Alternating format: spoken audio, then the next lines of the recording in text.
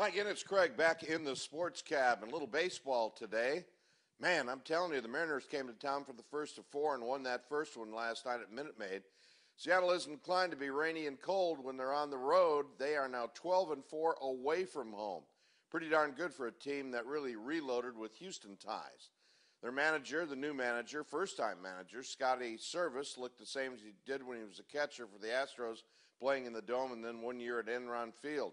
Casey Candell looks a little older, but he's still pretty funny, waving guys around first last night.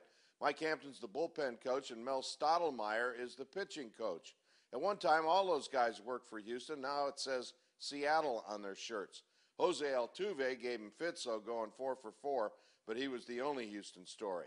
I have a radio friend who once owned the Mariners, Jeff Smullian, the name. He had me fill in from time to time on one of his stations in the 70s, WENS in Indianapolis. He also owned a station in rural Indiana that was all Christian.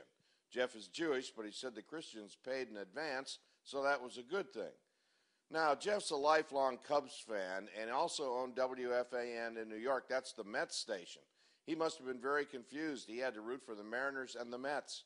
The bottom line was simple, as it turned out. Jeff would tell me years later, there are a lot of good ways to get a really good seat at a ballpark without actually owning the team.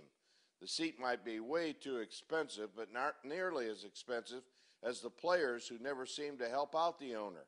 Jim Crane is figuring that out too. Oh, I know, it's still early.